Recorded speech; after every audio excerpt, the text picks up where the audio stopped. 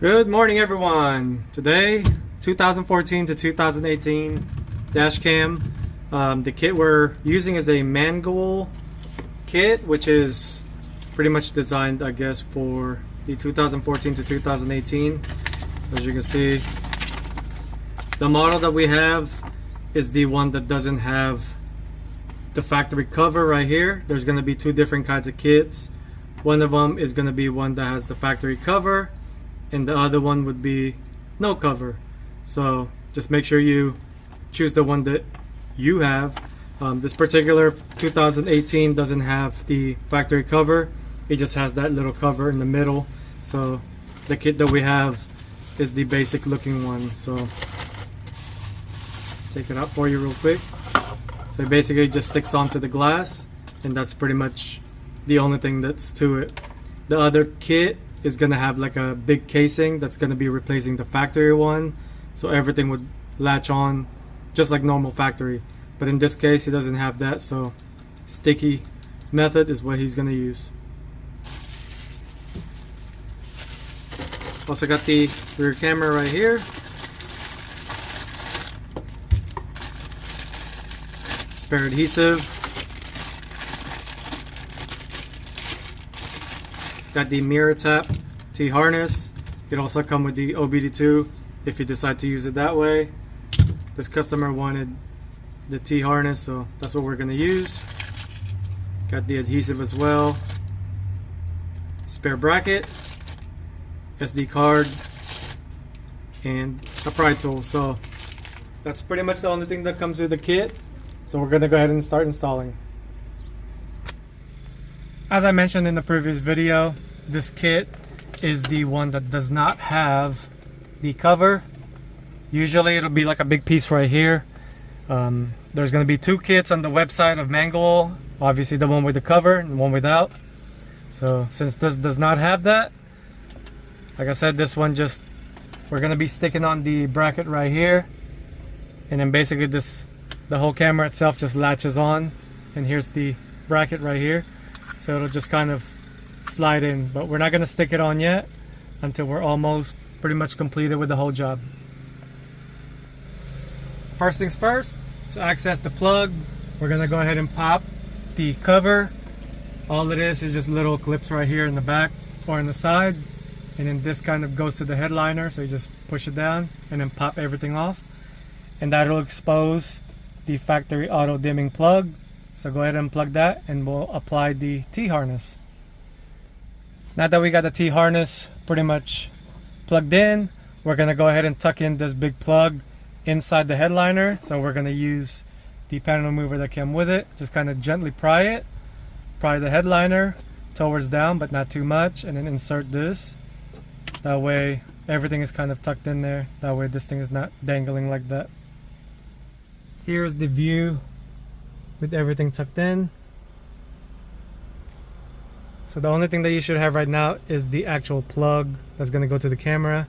We still need to run the rear view camera, so we're going to obviously tuck that in, zip tie it to the harness, and then we're going to run it all the way to the back.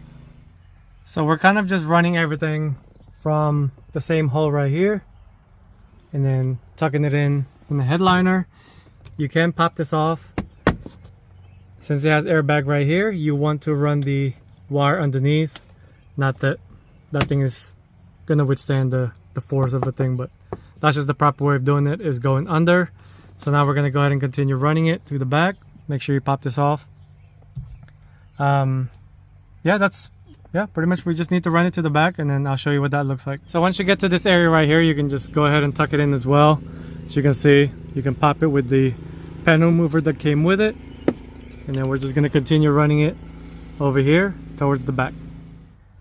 So I got the rear view camera mounted. But for now, as you can see, there's a lot of slack. So we're going to be pulling it kind of towards this area, because that's where we're going to tuck in all the excess. But this will give you an idea on how much more to pull. The center is pretty much going to be about right here. So we're going to try and put it to where there's no grid in the middle. Or I can probably tuck it in a little bit higher, about right here. That way it's not on the grid itself. So we got the camera pretty much kind of temporarily in its area. So we're gonna go ahead and tuck all these excess over here in this area right here. You don't have to even zip tie because there are airbags in here. So you want it to just kind of be loose but away from the airbag. This is what it looks like. I just kind of went back and forth to cover everything up. Now this is not blocking the airbag, so just in case you're wondering, it's right behind the airbag, so when the airbag deploys, it'll go that way. Here's the progress so far. We ended up putting Tessa tape all to the harness up here. We're going to be tucking in all this harness inside the headliner, that way it's not obviously viewable. So I put a little bit of Tessa tape right there, Tessa tape right here, and then tuck everything in. So I ended up adding a zip tie just to kind of keep everything in place. I went ahead and zip tied it to the other side, that way the customer doesn't see the wires. I need to try to figure out how to secure this part right here because it keeps popping off. But the camera is pretty much ready to be mounted underneath, but I want to take care of this one first. Alright, go ahead and familiarize yourself with the app, because this is kind of how I mount the camera, is by basically viewing it live. That way I can stick on the dash cam itself as center as possible, because you don't really want to rely on anything else but the actual view. So go ahead and open the app, connect it, and then obviously adjust the camera. As you can see, I'm moving it around. It's not mounted yet, but this is just kind of how I do every dash cam, is to view it live and then stick it on to where I can see it being centered. So I've got the rear one mounted as well, so I'm going to switch from front to back. That's the front, that's the back, just to kind of show you. Make sure you do clean the glass with alcohol wipe, just to make sure it's free of dust before you stick it in there. So other than that, this install is pretty much done. Time to call the customer and get it ready for pickup. Here's the end result. So you can see it's nicely tucked in there, not going anywhere. That's the front. And that's the back. I wanted to show again how I got everything ran. As you can see, it looks pretty OEM as it gets. I added those zip ties just to kind of help everything secure in there.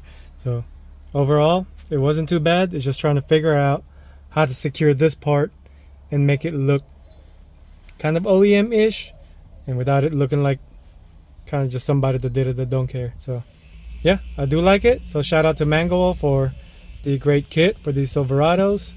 Other than that, peace.